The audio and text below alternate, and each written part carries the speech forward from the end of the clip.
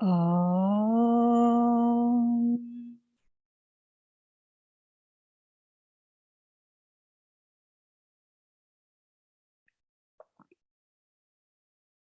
ఓం.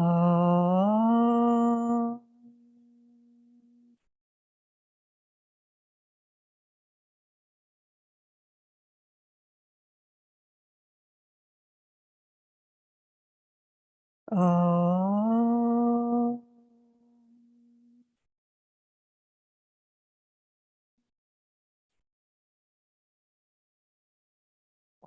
శ్రీ కైవల్యాశ్రమ పంచకం. నామ రూప గుణ రహితునకే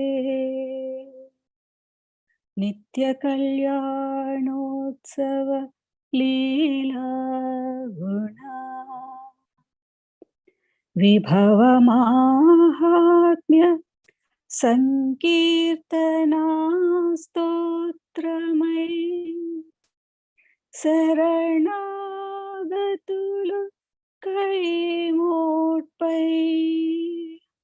నిరాకార చిన్నేయై కైవల్యాశ్రమమై చలాచల బోధయై రమణీయమాయే రమణీయమాయే అంతర్జ్యోతిని దర్శింపా కోటి దీపమై జ్వలింపగా స్వయంభూవైన జ్యోతిర్మయలింగ ప్రజ్ఞానమంతా పంచాక్షరి పంచ ప్రణవమై ఛేద్రహిత చిన్నేయై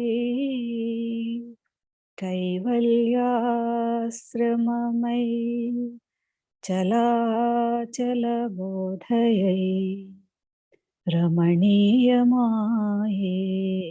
రమణీయమాయే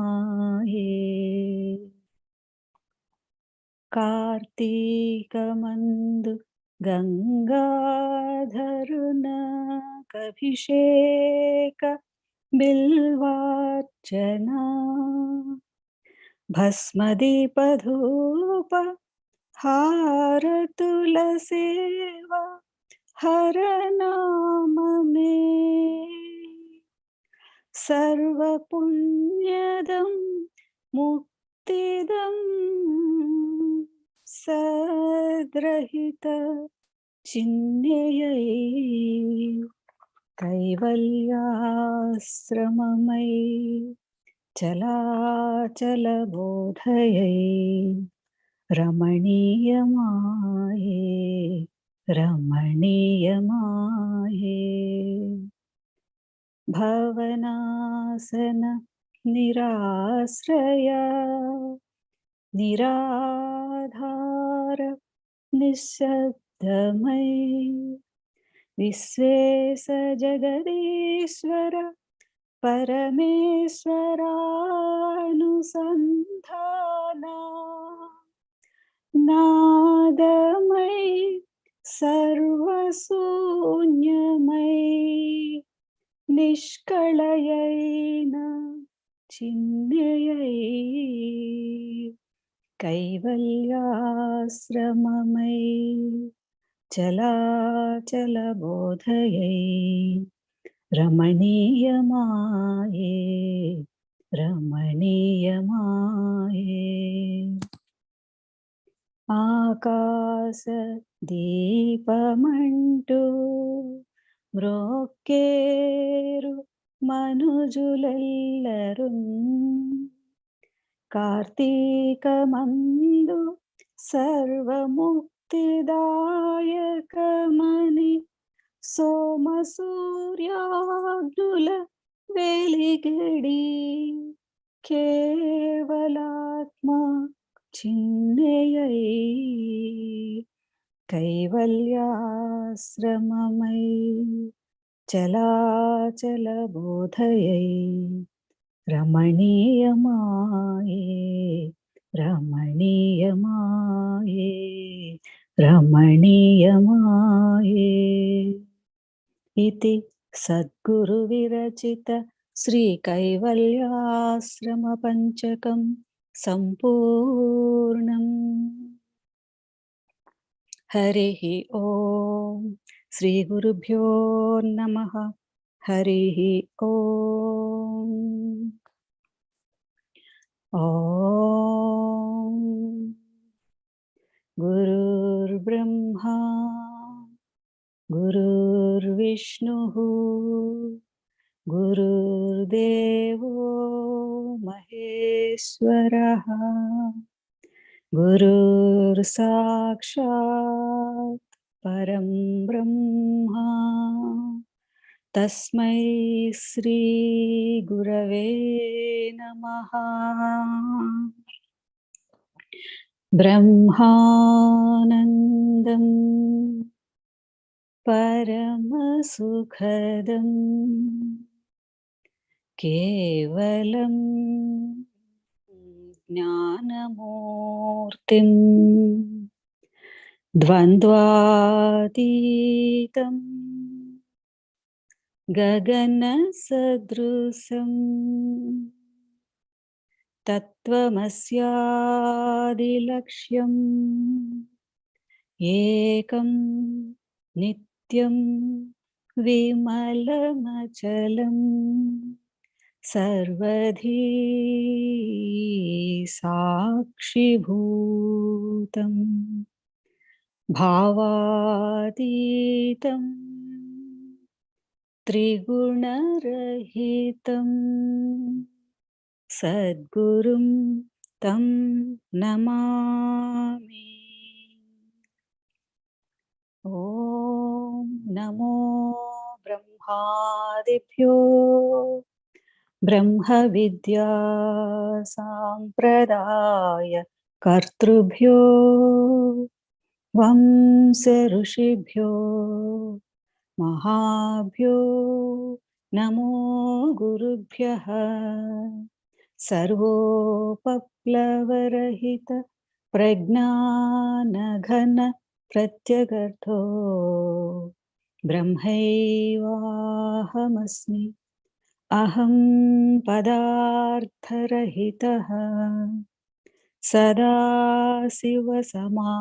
సదాశివసమారంభాం వ్యాసశంకరమధ్యమాం అస్మదాచార్యపర్యంతాం వందే గురుపరంపరాం. ఓం సహనావవతు సహనౌ భునక్తు సహ వీర్యం కరవావహై తేజస్వినావధీతమస్తు మా విద్విషావహై. ఓం తత్సత్. ఓం శాంతి శాంతి శాంతి. హరి ఓం. శ్రీ గురుభ్యో నమః. హరి ఓం. హరి ఓం. హరి ఓం. 102వ శ్లోకం అండి. గుకారశ్చ గుణాతీతో రూపాతీతో రుకారకః గుణరూపవిహీనత్వాత్ గురురిత్యభిధీయతే. తాత్పర్యము: సత్వాది గుణములను అతిక్రమించి ఉండనిది గుకారమును, కార్యాచరణాద్యాకృతి లేనిది రుకారమును, ఇట్లు గుణరూపములు లేకపోవటం వలన గురువని చెప్పబడుచున్నది. అట్టి గుణరూపరహితము పరబ్రహ్మము గనుక గురువే పరబ్రహ్మము. రుకారశ్చ గుణాతీతో రూపాతీతో రుకారః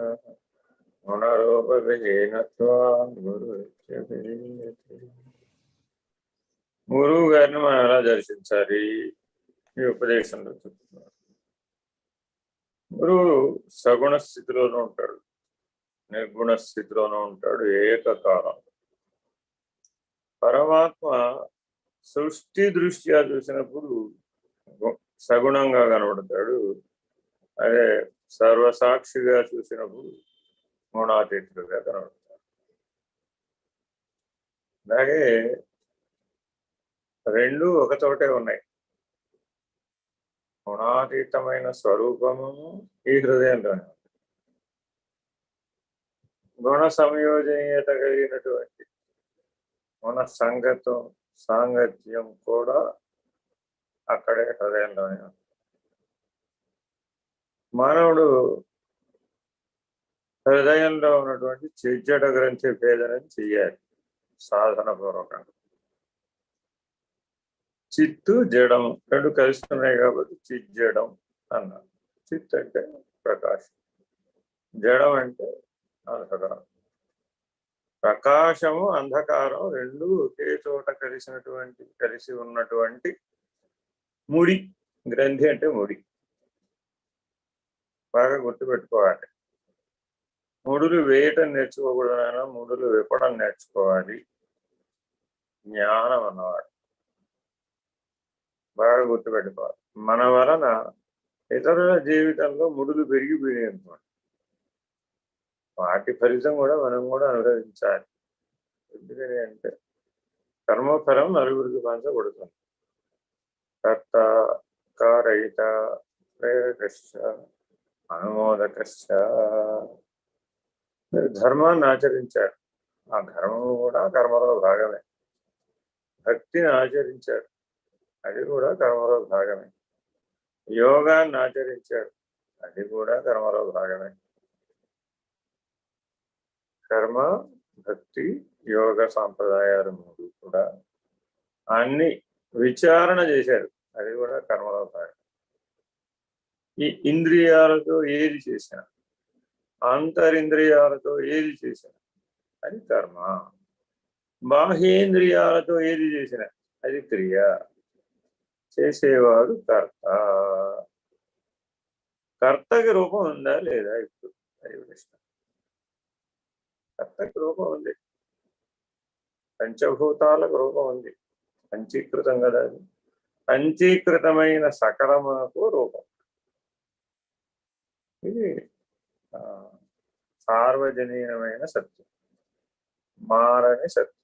నిత్యం ఏదైతే కనబడుతూ రూపంగా ఉన్నదో ఆ రూపధారణ అయినటువంటి సృష్టి ఏదైనా సరే, అది భగవత్ సృష్టి కావచ్చు, క్రమ సృష్టి కావచ్చు, అండజములు ఉద్భిజములు స్వేదజములు జరాయుజముల వలన ఏర్పడిన సృష్టి కావచ్చు, సంకల్ప సృష్టి కావచ్చు. సృష్టి చాలా రకాల సృష్టిలు ఉంటున్నాయి. ఒక్కొక్క లోకంలో ఒక్కొక్క పద్ధతిగా ఉంటుంది. ఒకటి దర్శన సృష్టి కూడా ఉంటుంది, ఒకటి స్పర్శ సృష్టి ఉంటుంది, ఒకటి సంయోగ సృష్టి ఉంటుంది, ఒకటి యథాతథంగా ఉన్నదన్నట్టుగా దిగిపోతుంది. అని యుగవత్ సృష్టి. జాగ్రత్తగా ఈ సృష్టి రహస్యాన్ని గురువు గారి దగ్గర తెలుసుకోవాలి. ఇది ప్రతి శిష్యుడు చేయవలసినటువంటి పని. ఈ సృష్టి రహస్యాల యొక్క అవగాహన కలిగినటువంటి వాడు కాబట్టి ఎప్పుడూ సృష్టికి అతీతంగా, గుణాలకు అతీతంగానే ఉంటాడు కాబట్టి ఆయన గురువు. ఎవరైతే గుణాలకు లోపల సృష్టికి లోపడతారు, ప్రభావితం అవుతారు, సాక్షిత్వాన్ని కోల్పోతారు, ఉన్నదనంటే ఉండలేకపోతారు, స్వరూపజ్ఞాన నిష్ఠులు కాలేకపోతారు, వాళ్ళు తత్వజ్ఞాన పరిధిలో గురువులు అనబడరు. ఇది గుర్తుపెట్టుకోవాలి. గురువులు అనేక స్థాయిలో ఉంటారు.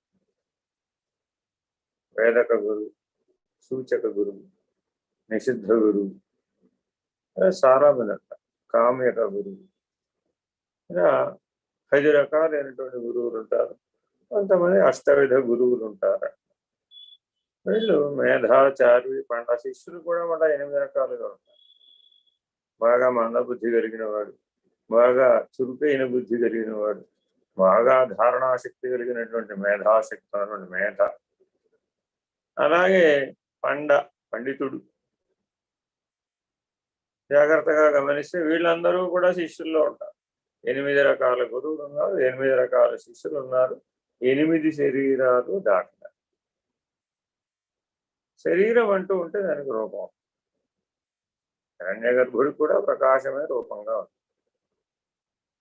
నమో హిరణ్య గర్భాయ హిరణ్య వర్ణాయ హిరణ్యరేతాయ అని హిరణ్మయ రూపుడైనటువంటి జ్యోతిర్లింగానికి లక్షణ. హిరణ్య గర్భాయ హిరణ్య వర్ణాయ హిరణ్యరేతాయ. అటువంటి వాడు ఈశ్వరుడు, మహేశ్వరుడు. ఈ మహేశ్వరుడికి రూపం. అందుకని రూపాతీతం గుణాతీతం రెండింటికి అవతల ఉన్నాడు మహేశ్వరుడు. ఆయనకి రూపము లేదు, గుణము. ఈ సృష్టిలో దేనికైతే రూపం ఉంటుందో దానికి గుణం తప్పక గుర్తుపెట్టుకో. దేనికైనా సరే రూపం అంటూ ఉందంటే దానికి గుణం ఉండి తీరక తప్పదు. సృష్టి అంతా కూడా ఏదో ఒక గుణం ఉంటుంది. సత్వగుణము, రజగుణము, తమో గుణము, మిశ్రమము, ఏదో ఒకటి. కాబట్టి ముందు రూపం అంతా సాకారం కాబట్టి సాకారమైనటువంటి సమస్తము రూపంతోనే ఉంది, గుణంతోనే ఉంది. మరి నేనేం చేయాలండి? గురువు గారిని నిరాకార దృష్టితో చూడడం రాదు, నిరాకార దృష్టితో ఆశ్రయించడం రాదు. అప్పుడే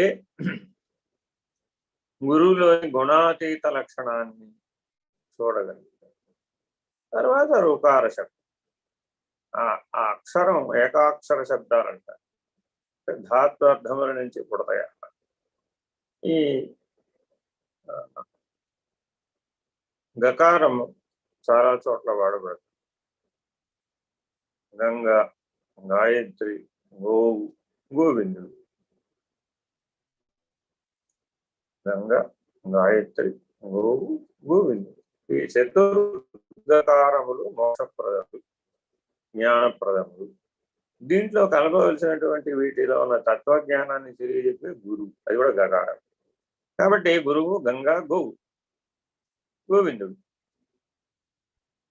కాబట్టి చాలా జాగ్రత్తగా మానవ జీవితంలో ఈ గకారములను ఆశ్రయించాలి. గణపతి, అది కూడా గకారం. అమ్మవారికి ఒక పేరు ఉంది, గర్భాంబిక అని. మీరు లలితా సహస్రనామం చూస్తే శాకిని, లాకిని, ఢాకిని ఇలాంటి పేర్లు వినపడాలి. అవి తమో గుణంతో ఉన్నప్పుడు క్షుద్ర దేవతలు, తక్కువ స్థాయి దేవతల దివ్యత్వం చాలా తక్కువ, కామ్యక కర్మలకి సులభంగా అవుతుంది. అవే శక్తులు సత్వగుణంతో ఉంటే నిన్ను సంరక్షిస్తాయి, నిన్ను జ్ఞాన మార్గం వైపు మార్గదర్శనం ఇస్తాయి. కాబట్టి మానవుడిలో శక్తులు అనేక ఉన్నాయి. వాటి శాంతి, ప్రేమ, అహింసలు నాకు కావాలి అనే ఆరాటం ఉంది. నీకేం కావాలన్నా ఈ సృష్టిలో ఒక సూత్రం, అది నువ్వు ఇవ్వాలి. అది నువ్వు కనుక ఇచ్చావనుకోండి, సృష్టి మళ్ళా నీకు తిరిగిస్తుంది. ఉదాహరణ చెప్పాను, మామిడికాయలు కావాలి, ఏం చేయాలి? బజారుకి వెళ్ళి మామిడికాయలు కొనుక్కొచ్చుకుంటారండి, అదే తాత్కాలిక భోగ లక్ష్యం. అదే మామిడి టెంక చెట్లు నాటావు, అంటూ నాటావు, కొంతకాలం దాన్ని పోషించావు, పోషిస్తే మామిడి ఫలాలు వచ్చాయి, ఆ ఫలాన్ని భోగించావు. కాబట్టి సరి అయిన సృష్టి సంవిధానం ఏమిటంటే నీవు సృష్టికి ఏది ఇస్తే దాన్ని తిరిగి పొందుతుంది. నీవు ఈ సృష్టిలో గుణాతీత పద్ధతిగా వ్యవహరించావు. అప్పుడు సృష్టి కూడా నీకు గుణాతీతంగానే దారి చూపుతుంది, సహకరిస్తుంది, గమ్యానికి చేరుస్తుంది. అదే ఈ సృష్టితో 3 గుణాలలో పరిమితించబడి ప్రవర్తించదు. అప్పుడు ఆ సృష్టి ఏ గుణధర్మంతో అయితే నువ్వు సృష్టితో వ్యవహరిస్తున్నావు ఆ గుణధర్మాన్ని బలవత్తరం చేసేస్తుంది. అదే నీ శక్తి. జాగ్రత్తగా గమనిస్తే ఒక లారీడు బరువు ఉన్న రాయి ఉంటుంది. మీరు ఎప్పుడైనా గ్రానైట్ ఫ్యాక్టరీలకు వెళితే అక్కడ కనబడుతుంది ఒక లారీ సైజు, అంటే దాదాపు 20-30 టన్నుల బరువు ఉన్నటువంటి రాయి ఉంటుంది. కొండలో నుంచి క్వారీ చేస్తాం. తీసిన తర్వాత దాన్ని చేతి ఉలులు సుత్తితో కొట్టి దానికి అక్కర్లేనివి తీసేసి బద్దలు కొట్టి సరైనటువంటి గ్రానైట్ ఫలకాలు అందులో తీయడానికి అనువుగా ఉండేటట్టుగా దాని అక్రమాకారాన్ని సక్రమాకారంగా తీర్చిదిద్దారు. ఆ ఉలితో కొట్టేటప్పుడు చూడాలి ఎవరైనా, దానికి మధ్య భాగంలో కరెక్ట్గా ఎక్కడ కొట్టాలో అక్కడ వరుసగా అంగుళానికి ఒక మేకు కొట్టేస్తాం. దాదాపు 108 మేకులు పడతారు. కొట్టి ఆ మేకుల మీద మరలా పూర్తిగా దిగేదాకా కొడతారు. అంతే 30 టన్నులు రాయి బదలేదు. అంత బలవంతుడు మానవుడు. మేధా కౌశలం చేత, బుద్ధి కౌశలం చేత. జాగ్రత్తగా గమనించాలి. విమానంలో పైలట్ విమానాన్ని మొయ్యడు, పైలట్ను కూడా విమానమే మోస్తుంది. కానీ ఆ విమానాన్ని నడపగలిగే జ్ఞానం పైలట్. మనం కూడా ఈ శరీరం అనే విమానంలో కూర్చొని ప్రయాణం చేస్తున్నాం. మనమే నడుపుతున్నాం, పైలట్ నువ్వే. నిన్ను కూడా ఈ శరీరం ఏమో వస్తుంది ఆ విమానం వల్లే. మరి విమాన ధర్మం విహంగ న్యాయం, ఆకాశంలో వెళ్ళాలి. అది నేల మీద వెళతానంటే బండి. అలాగే జ్ఞానయోగి, జ్ఞాన మార్గంలో జీవించేటటువంటి వాళ్ళు, గురువు గీతను అధ్యయనం చేసేటటువంటి వాళ్ళు గురువుని ఎలా చూడాలి, పరబ్రహ్మమని ఎలా తెలుస్తుంది?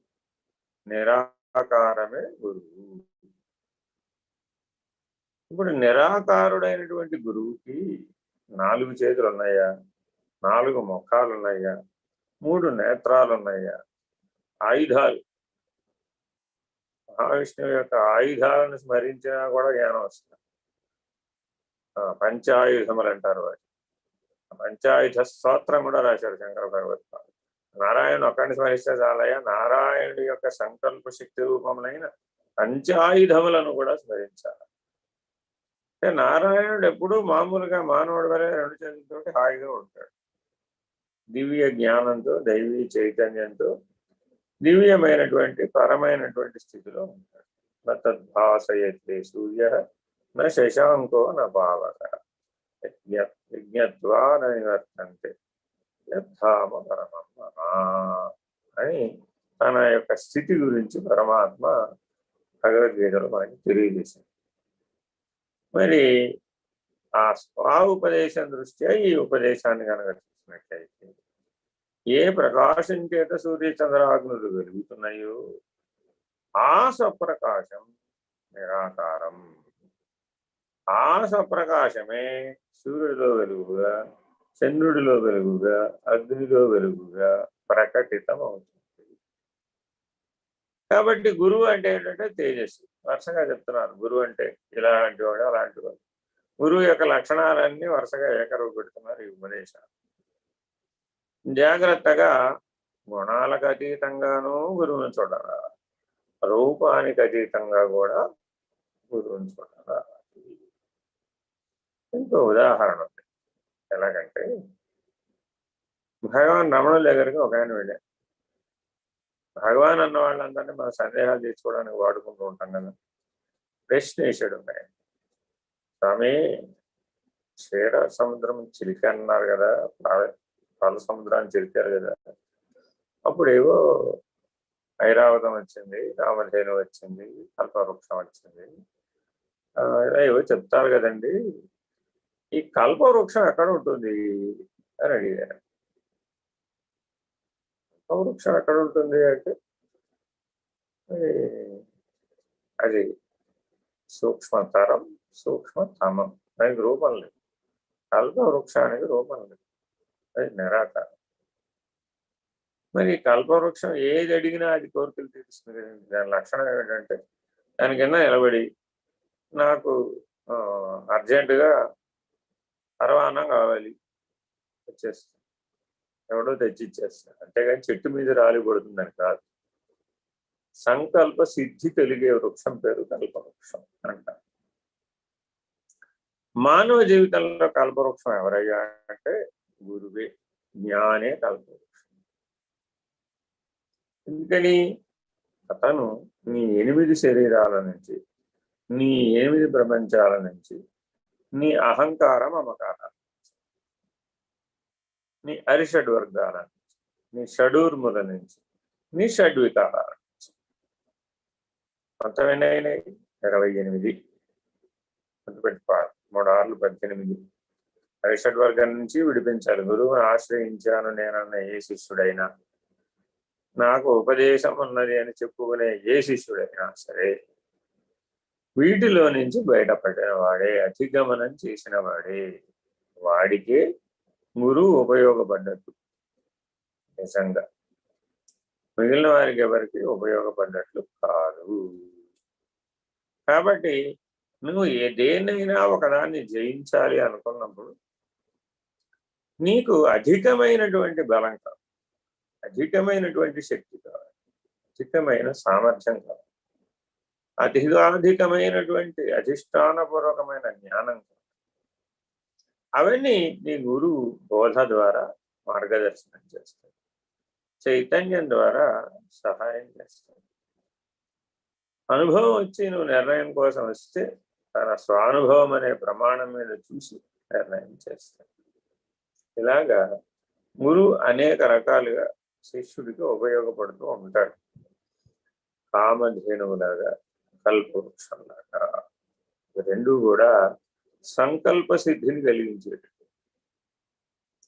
జాగ్రత్తగా మనం అందుకని ఏ గురువుతో మనం వ్యవహరిస్తూ ఉన్నా ఆయనని సర్వవ్యాపక ప్రకాశంగా, సర్వసాక్షిగా, నిరాకారుడుగా, నిరాకారంతో మహేశ్వరుడుగా, సాక్షాత్ పరబ్రహ్మముగా చూడగలిగే దృష్టిని సంపాదించాలి. మేము రోజు బోధలు వింటున్నామండి, రోజు నాకు అదే సరిపోతుంది. మీ దగ్గర నుంచి మెసేజ్లు చదవడం సరిపోతుంది, ఏదో ఒక బోధలు వెంటనే సరిపోతుందండి. నేను రోజంతా ఇంకేం పని చేయనండి, ఇదే చేస్తాను. సంతోషం, శుభం. ఏ జన్మలో సుకృతమో ఈ జన్మలో సత్కార్యక్రమం, సద్ధర్మం, సదాచారం ఆచరిస్తాం.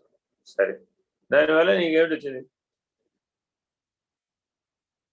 గురువు గారు అడిగే ప్రశ్న ఏమిటంటే దానివల్ల నీకేమిటి వచ్చింది?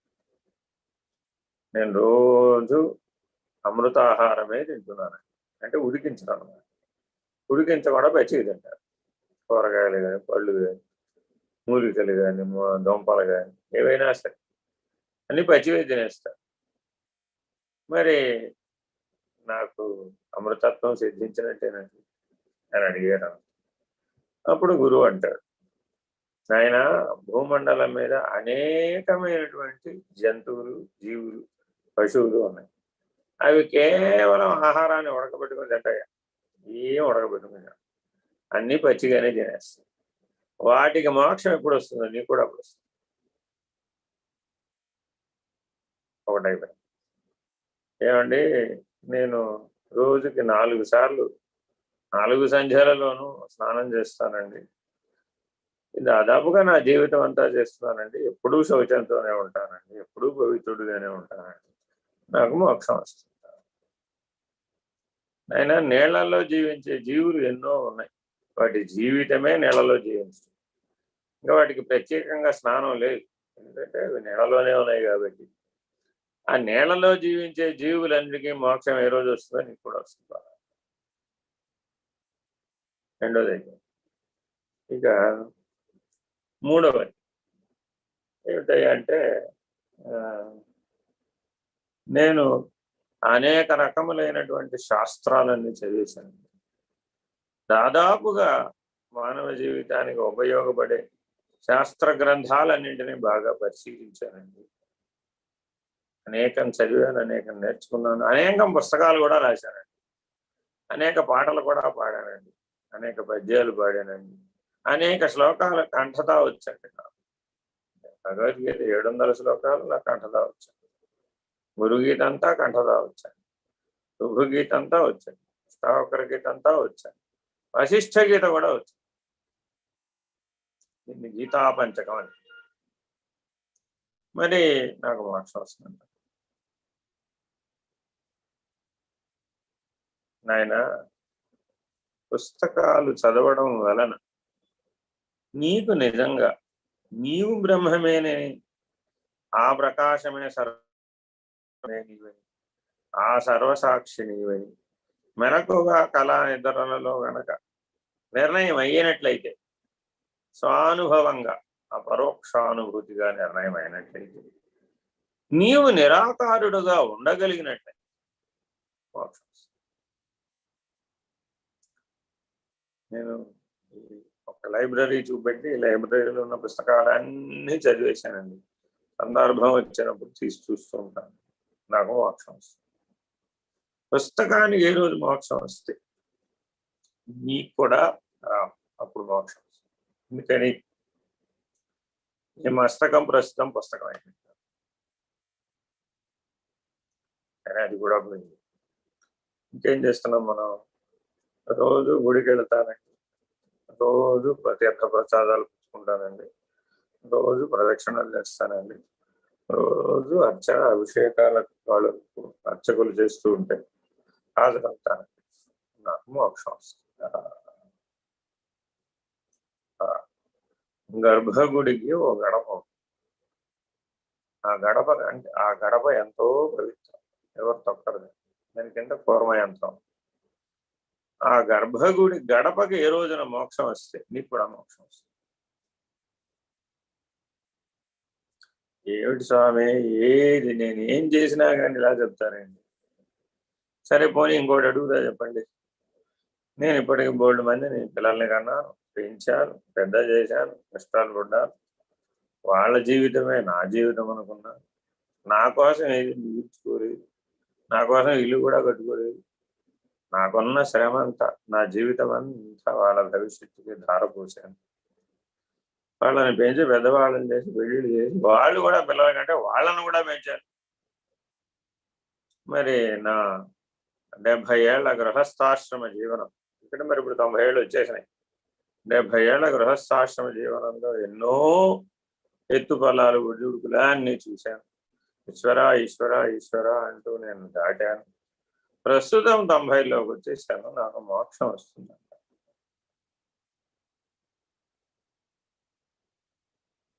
గురువు గారు ఏమన్నారంటే, నాయన 84 లక్షల జీవరాశులు ఈ పని చేస్తుంది, ఒక్కడివే చేయటం లేదు. 84 లక్షల జీవరాశులకి ఎప్పుడు మోక్షం వస్తుందో నీకు కూడా అప్పుడు వస్తుంది.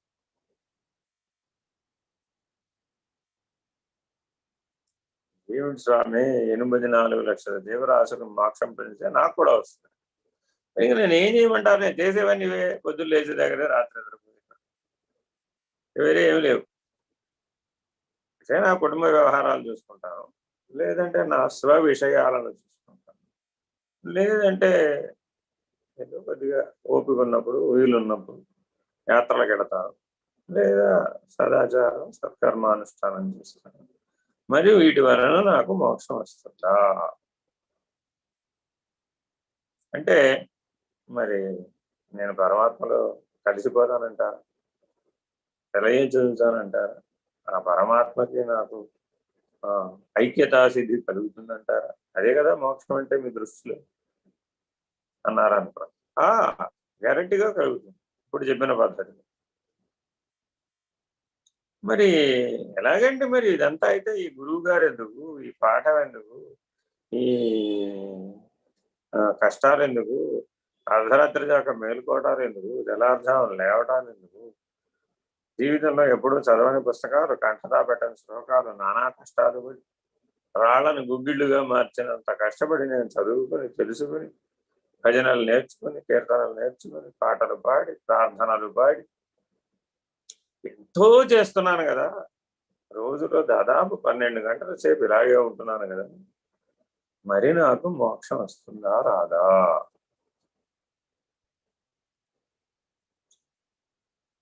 నాయన, మెలకువ, కళ, నిద్ర ఏ జీవులకైతే అనుభవంలో ఉందో ఆ జీవులన్నిటికీ మోక్షం వచ్చిన నాడు నీకు కూడా వస్తుంది.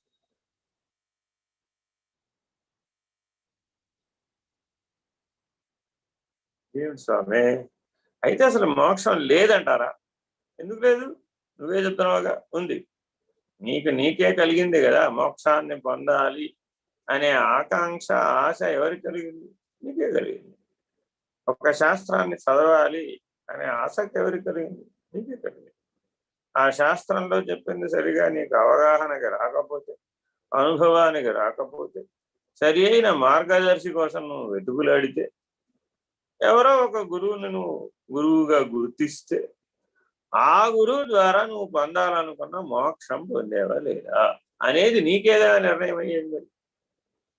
ఎప్పుడవుతుందని గురువు గారు చెప్పారు? నీ స్వరూపం మోక్షం, నీ స్వరూపం ప్రకాశం, నీ స్వరూపం పరం, నీ స్వరూపం సాక్షిత్వం, నీ స్వరూపం నిరాకారం. సాకారంగా ఏ దృష్టితో చేసినా సరే, సాకారం అనేది ఒక దృష్టి. మళ్ళా ద్వైతంలోనే సాకార నిరాకార అర్థం ఏమిటి? ఎప్పటికైనా నదికి మోక్షం రావాలనుకోండి, తన స్వస్థానమైనటువంటి సముద్రానికి చేరితే దానికి నామరూపాలు లేకుండా. అలాగే జీవనయానంలో జనం నుంచి మరణం దాకా పరివర్తన చెందుతూ, పరిణామం చెందుతూ, నది వలె ప్రవహిస్తూ, కర్మ ప్రవాహంలో కొట్టుకుపోతూ, జ్ఞాపకాల ప్రవాహంలో కొట్టుకుపోతూ, సంస్కారాల ప్రవాహంలో కొట్టుకుపోతూ, వాసనామయమైన జీవితాన్ని జీవిస్తూ, మధ్య మధ్యలో కృష్ణారామ అనుకుంటూ, నేను చేసే ఈ ప్రయత్నం అంతా వృధానేనంటారా? మోక్షం దృష్ట్యా, పరం దృష్ట్యా ఇవన్నీ వృధానే. ఇదంతా కాలక్షేపమే. ఎందుకని? గురువుని ప్రకాశ స్వరూపుడుగా నువ్వు చూడలేకపోతున్నావు. నీ ప్రకాశానికి ఆయన ప్రకాశానికి మధ్య భేదం లేదనే అనుభవం రాలేదు.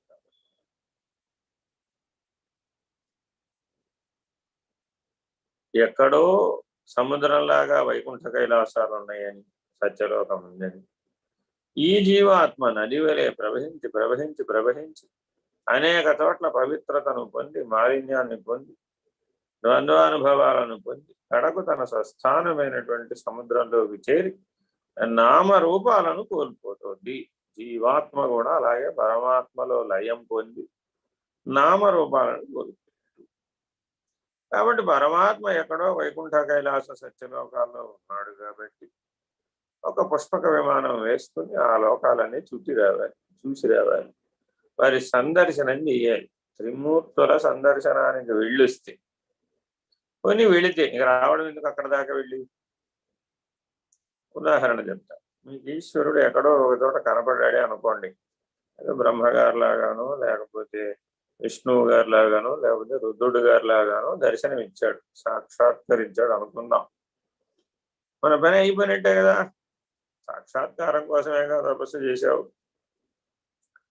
మరి ఆ తపోఫలం, ఆ తపోబలం ఆ సాక్షాత్కారంతో పూర్తయింది. నాయనా, ఏమిటి తపస్సు చేసావు దేనికి అని అడిగాడు. మీతో ఉండాలనుంది స్వామి. అలాగే నాయన, దాన్ని ఏమన్నా మన లోకంలో ఎక్కడో చోటు ఉంది, ఏముందని పెద్ద విషయం. ఈ సృష్టి అంతా మాదే కదా, నీవు సృష్టించింది కాదు కదా, నేను సృష్టించిందే కదా. నువ్వు ఎక్కడున్నా నా లోకంలోనే ఉన్నావని భావించు. నన్నే చూస్తూ ఉండు, నన్నే గమనిస్తూ ఉండు, నా మీదే దృష్టి నిలుపు. ఈ లోకంలో నువ్వు ఎక్కడున్నా నా చూపులోనే ఉంటావు. నా చూపు దాటి బయటికి పోయి ఇలా జీవించవచ్చు కదా, జీవించవచ్చు. నేను ఎవరన్నా అడిగారు అనుకో, నా లక్షణాల గురించి, నా గుణాల గురించి, నా స్వరూపం గురించి, నా జ్ఞానం గురించి, పరమాత్మ అనే జ్ఞానం గురించి వాళ్ళకి చెప్తూ. ఎందుకని? నువ్వు దర్శించావుగా, ఆ లోకంలోనే ఉన్నావుగా. నీ సహసంబంధీకులందరూ ఆ లోకానికి సంబంధించిన వారే.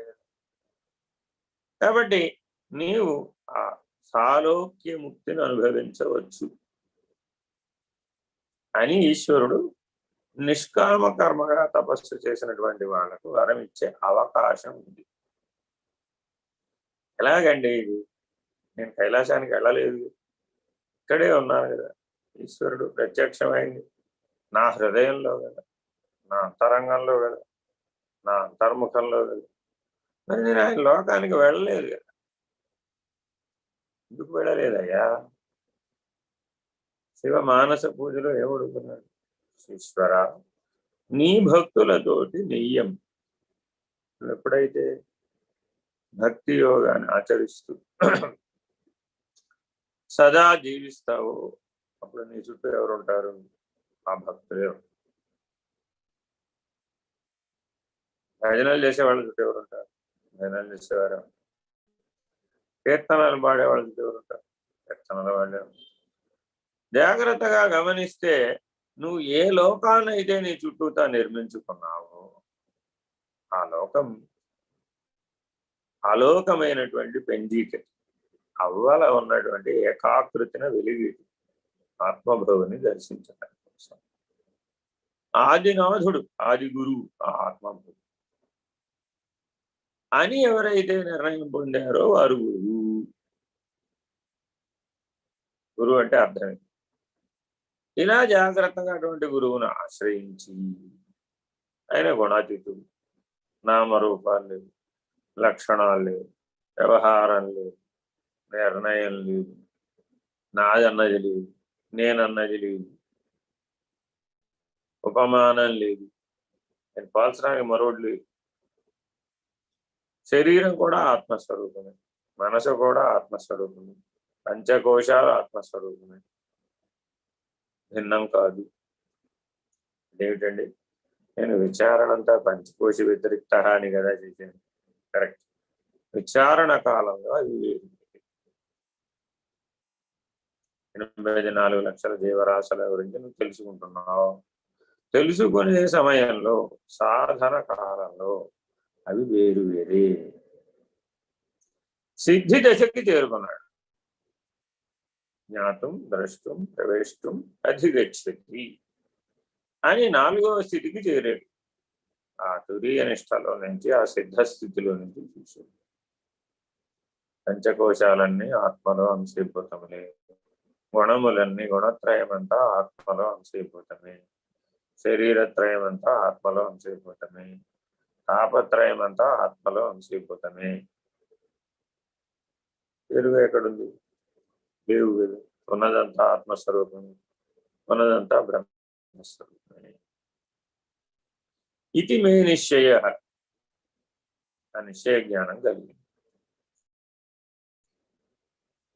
మోక్షం వస్తుందా అని అడిగేటటువంటి ప్రశ్న పోయి, ప్రశ్నే లేకుండా పోయి. అందుకని సమాధి షట్క సంపత్తిలో చివరిది సమాధానం. అది జ్ఞానం వల్ల కలిగే సమాధానం, అనుభూతి నిర్ణయం వల్ల కలిగే సమాధానం, అపరోక్షానుభూతి వల్ల కలిగే సమాధానం, పరబాహ్యాన్ని దర్శించడం వల్ల కలిగే సమాధానం, ఎరుకని విడవడం వల్ల కలిగే సమాధానం.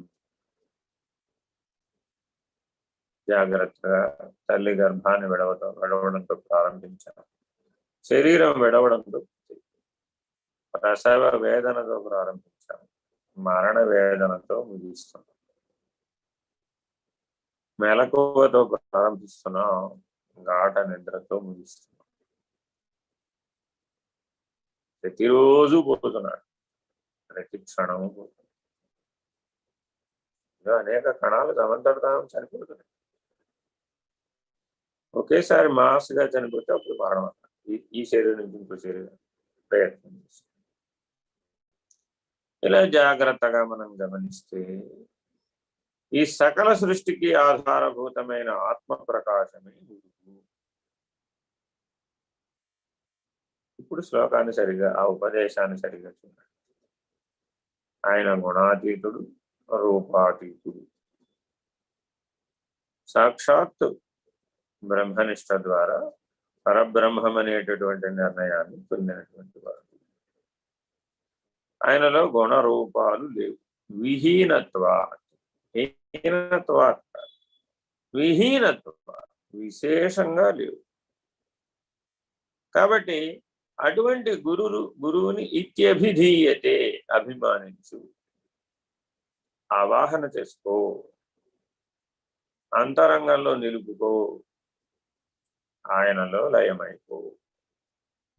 గురు రిత్యభిధీయతే అని చాలా చోట్ల వస్తుంది. అర్థం ఏమిటంటే ఆయన అలా గుర్తించాలి, ఆయన అలా వెంబడించాలి, ఆయనతో కలిసే ఉండాలి, ఆయనలోనే లయమైపోతాలి, నువ్వు లేకుండా పోవాలి. అటువంటి గురువు గారిని అభిమానిస్తే నష్టం లేదు. నీ శరీరాన్ని అభిమానించడం కంటే అది ఉత్తమం. కాబట్టి జాగ్రత్తగా రూపాన్ని, అంటే కార్యాచరణ కానీ కర్మ అనుష్ఠానం కానీ, అంటే మానసికంగా చేసేదైతే కర్మ, ఇంద్రియాలతో చేసేదైతే కార్యాచరణ, ఈ రెండూ కూడా రుకారం చేత పోగొట్టుకోవాలి. అవి ఎప్పుడూ లేనివే అనేటటువంటి శాంత నిశ్చల స్థితిలో ఉంటాయి. అన్ని ఉపశాంతి పొందాలి. కర్మ వేగం ఉపశమించాలి, మనోవేగం ఉపశమించాలి, బుద్ధివే ఆత్మస్థితిలో లయమవ్వాలి. ఇలా ఎవరైతే గుణాలను అతిక్రమించి తన జీవితాన్ని జీవిస్తూ ఉన్నారో వాళ్ళని బాగా వెంబడించి పరిశీలించి నిర్ధారణకు వచ్చి అప్పుడు వారిని ఆశ్రయించి వారు చెప్పిన జ్ఞానాన్ని తెలుసుకొని ఆచరించేటటువంటి జీవితం జీవిస్తే నీకు గురు శిష్య ఐక్యతా సిద్ధి లభిస్తుంది. తర్వాత గుకారంచ గుణాతీతం రుకారం రూపవర్జితం గుణాతీతమరూపంచ యో దద్యాత్ స గురుస్మృతః. తాత్పర్యము: గువర్ణము నిర్గుణ స్వరూపము, రువర్ణము కేవలం నిరాకారం గనుక నిర్గుణము నిరాకారము అయిన పరమాత్మ స్వరూపము ఉపదేశించడి అనుగ్రహించడి గురువే గురుడని చెప్పబడుచున్నాడు, ఇతరుడు కాడు. నెట్ సిగ్నల్ సరిగా లేదు, వాయిస్ సరిగా కనబడలేదు. గుకారంచ గుణాతీతం రుకారం రూపవర్జితం గుణాతీతమరూపంచ తద్యాత్ స గురుస్మృతః. శృతి స్మృతి పురాణం. శృతి స్మృతి పురాణం. శృతులేమో జ్ఞానదాయక, స్మృతులేమో ధర్మ కర్మ చిత్తశుద్ధి. స్మృతిని అనుసరిస్తే అది మీకు చిత్తశుద్ధి ద్వారా జ్ఞానాన్ని అనుగ్రహిస్తుంది, ధర్మాన్ని ఆచరింపజేస్తుంది, నిష్కామ కర్మను ఆచరింపజేస్తుంది, నైష్కర్మ్య సిద్ధికి తీసుకువెళ్ళి. స్మృతిని అనుసరించిన వారందరూ తప్పక ఎదిగిన తర్వాత శృతిని అనుసరించాలి. సరే, ఈ స్మృతుల గొడవ శృతుల గొడవ నాకు తెలియదండి బాబు, నేనేం చదువుకోలేదు, నాకేం అవసరం లేదు, నాకంత తీరిక లేదు, ఓపిక లేదు అన్నారు అనుకోండి. ఏదో మాసానికో పురాణం, ఏదో 2 పురాణాలు చదువుకోమని. కార్తీక పురాణం చదవండి, మాఘ పురాణం చదవండి, మార్కండేయ పురాణం చదవండి, ఇలా వైశాఖ, ఇలా ఒక్కొక్క మాసంలో ఒక్కొక్కటి, ఇలా 10 పురాణాలను అధ్యయనం చేస్తే సత్కర్మ చెయ్యాలనేటటువంటి ఇచ్చగలదు. పురాణాలు చదవడం వలన సత్కర్మ చెయ్యాలనే ఇచ్చగలుగుతుంది. అదే స్మృతిని ఆచరించడం వలన, ధర్మాచరణ వలన ఈశ్వరానుగ్రహాన్ని పొందే అవకాశం వస్తుంది.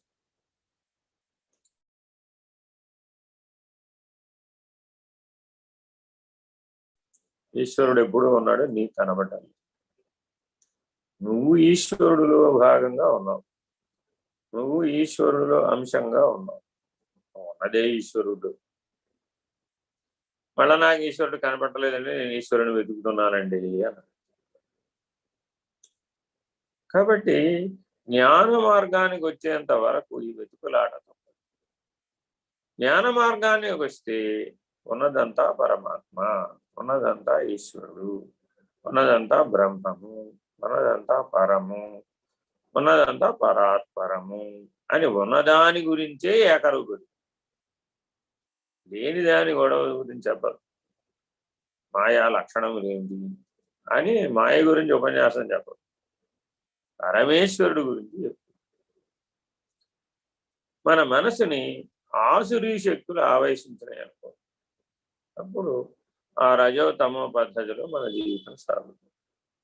అదే మనలో దైవీ శక్తులు ఆవహించినాయి అనుకోండి, సత్వగుణం సమత్వ భావనతో జీవించి స్వరూప జ్ఞానానికి చేరుకుంటాం.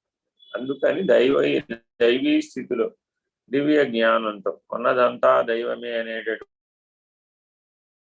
నిశ్చయాత్మకమైన జ్ఞానంతో నిశ్చయాత్మకమైనటువంటి జీవనం, మెలకువ, కర, నిద్రలను గాఢమైన నిద్రను గాఢమైన సమాధినిష్టగా జీవించాలి.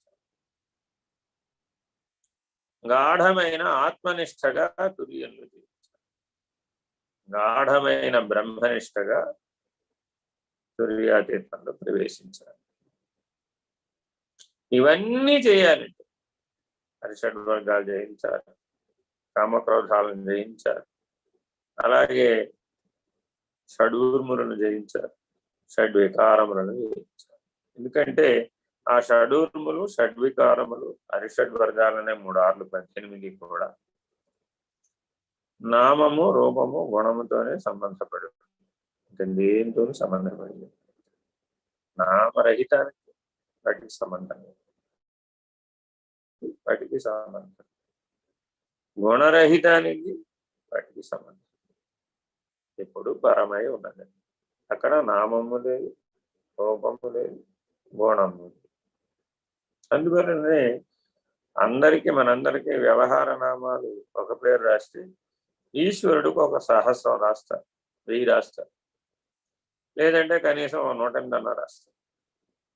అవన్నీ అతని యొక్క లక్షణాలను మనకు ప్రకటితమయ్యేటట్లు చేస్తాయి.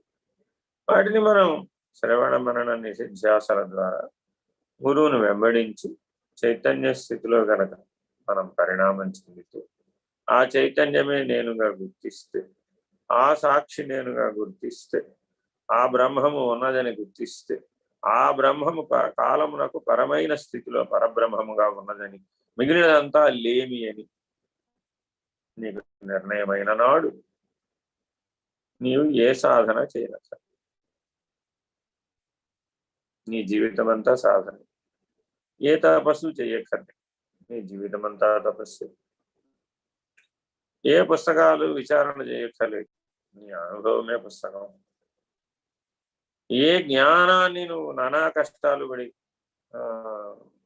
ప్రపంచంలో ఉన్న భాషలలో ఉన్న అన్ని భాషలను నేర్చుకుని జ్ఞానాన్ని సముపార్జించక్కర్లేదు, నీ స్వరూపమే జ్ఞానం. ఈ రీతిగా గురువును ఆశ్రయించి వీటన్నింటినీ జయించాలి. ఆ గకార పంచకం ఆధారం. గంగ, గాయత్రి, గోవు, గోవిందుడు, గురువు. ఈ గకార పంచకాన్ని ఆలంబనగా పట్టుకొని నీవు స్వయముగా ఆత్మానుభవాన్ని, బ్రహ్మనిష్టను అనుభవించాలి. అలా గురువును వెంబడించి నేను సర్వవ్యాపకమైన స్థితిని, సర్వసాక్షిత్వ స్థితిని, నిరాకార స్థితిని, నిస్సంగ స్థితిని, నిర్వికార స్థితిని, నిష్ప్రపంచ స్థితిని, నిరుపమానమైన స్థితిని, నిర్లేపమైన స్థితిని, నిరంజనమైన స్థితిని, నిష్క్రియ నిష్కళ అయినటువంటి స్థితిని తెలుసుకుని పొందగలుగుతున్నానా? తెలుసుకొని ఉండడమే అత్యాశ్రమి.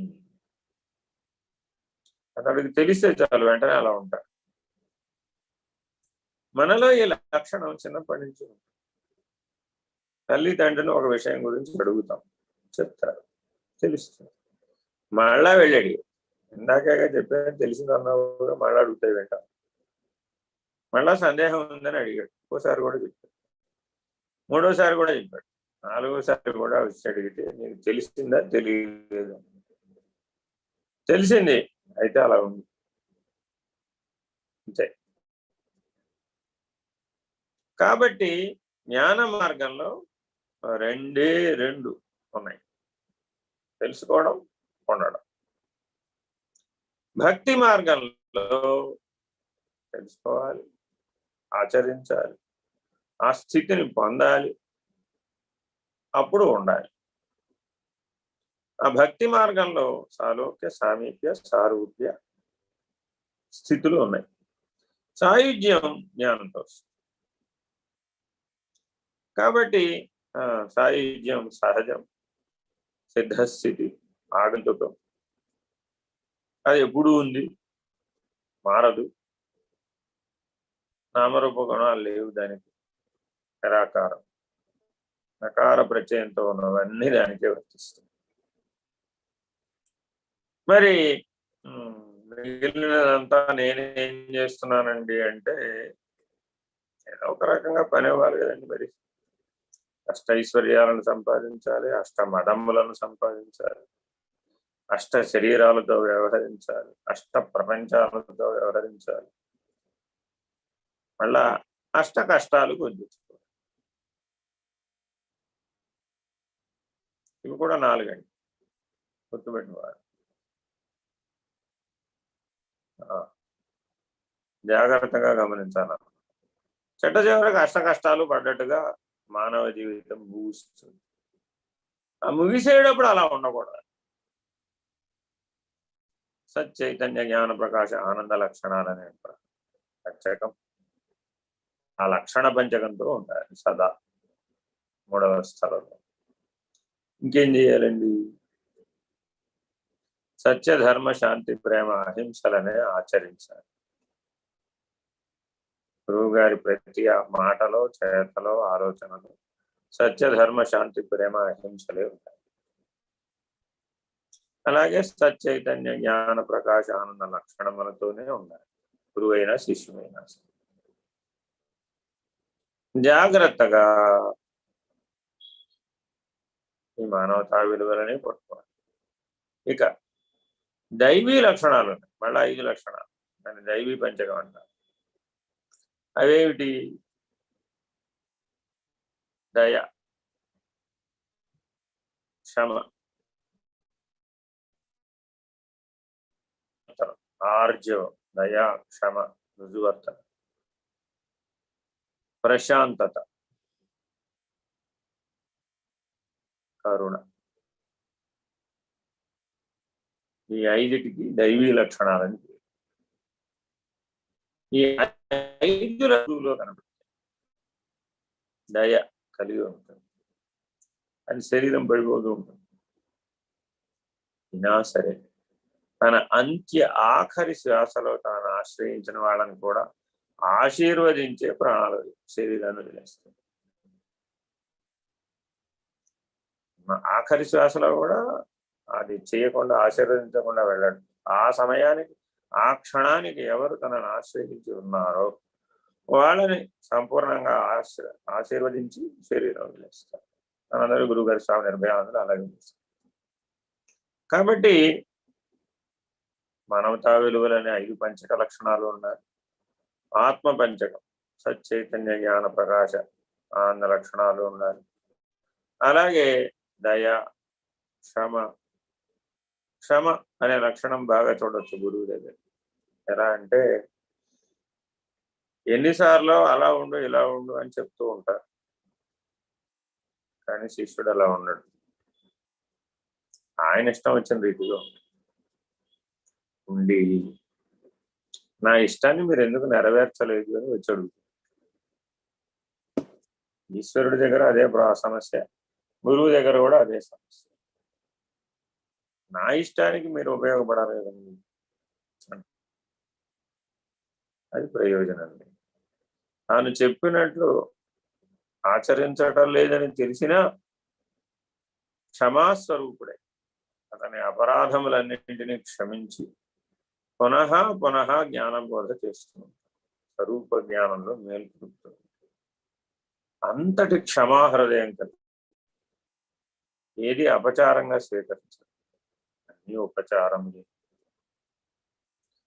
నామదేవుడు జ్ఞానదేవుడు అని ఇద్దరు మహారాష్ట్రలో ఉంటాడు.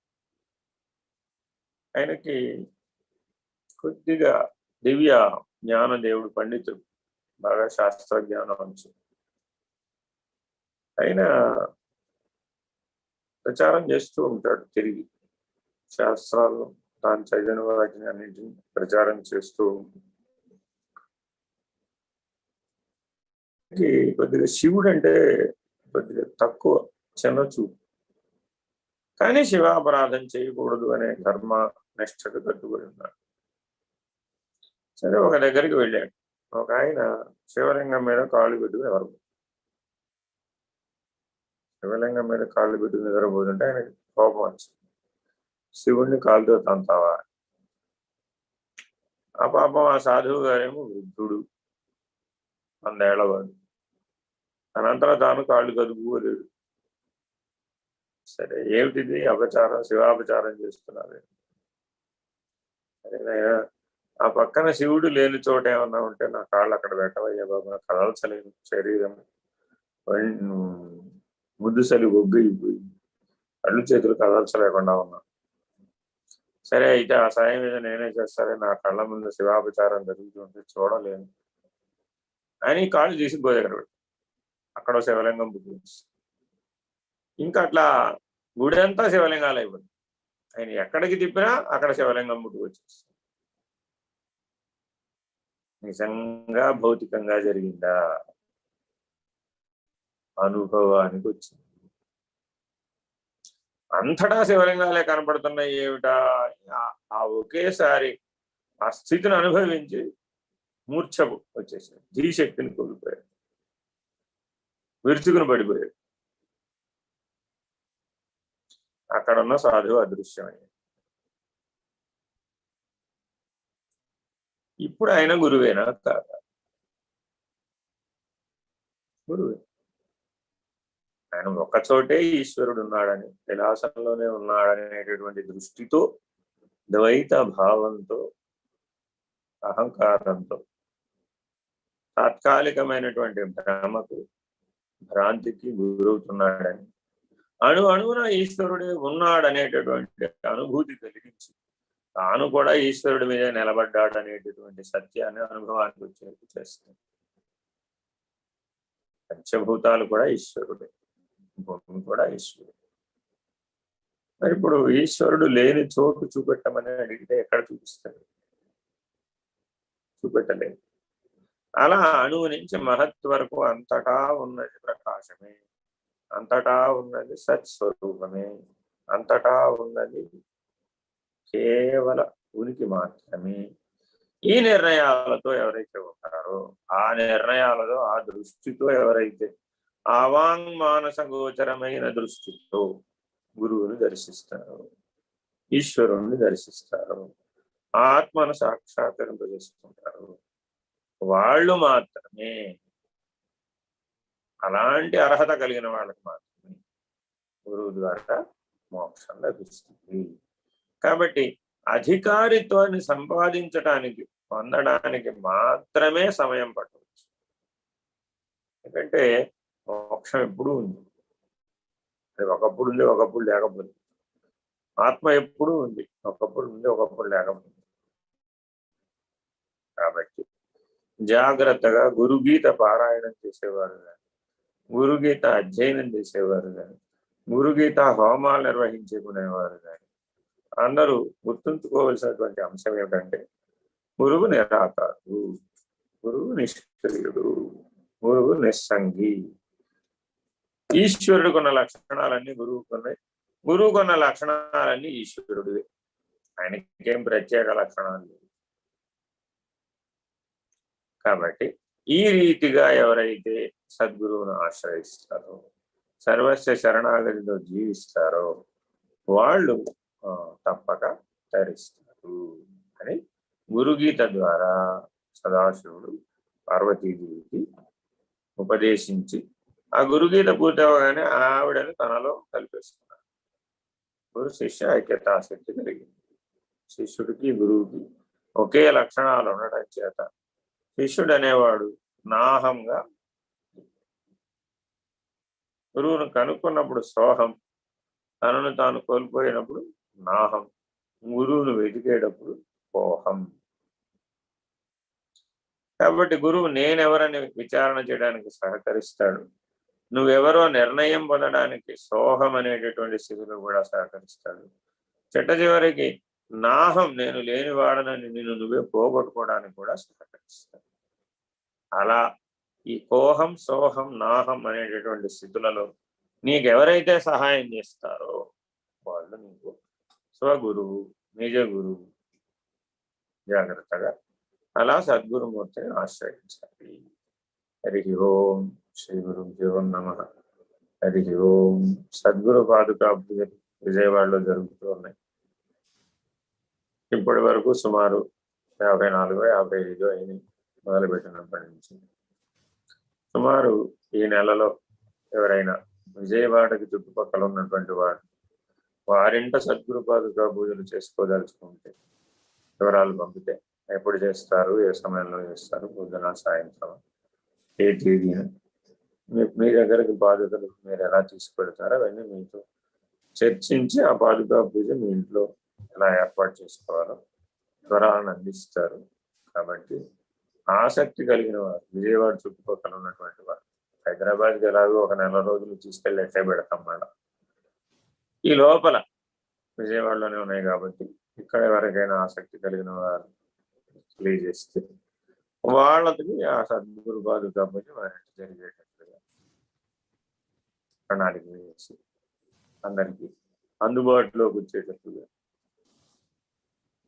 మనం సద్గురు పాదుకా పూజ నిర్వహించుకున్నాం. హరి ఓం. శ్రీ గురుభ్యో నమః. హరి ఓం. నారాయణ నారాయణ. హరి ఓం. దేశికేంద్రాయ నమః. శ్రీమత్ పరశివరూప గురో కామిత శోషిత లోక గురు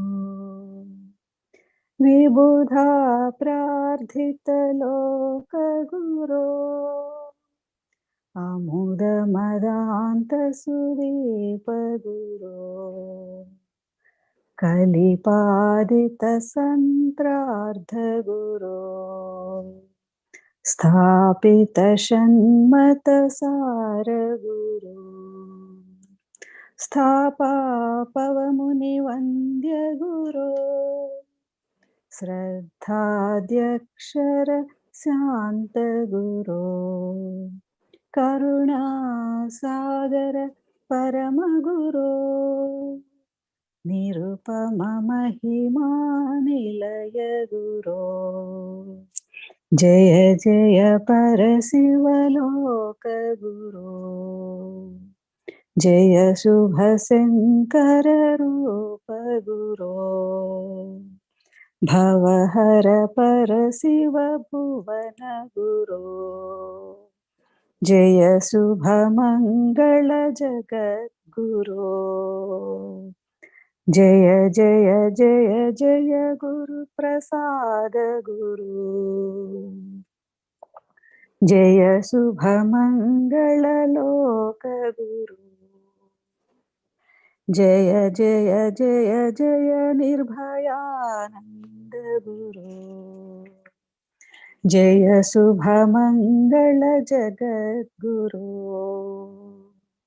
జయ శుభ మంగళ జగద్గురు జయ శుభ మంగళ జగద్గురు ఓం నమో భగవతే స్వామి నిర్భయానందాయ.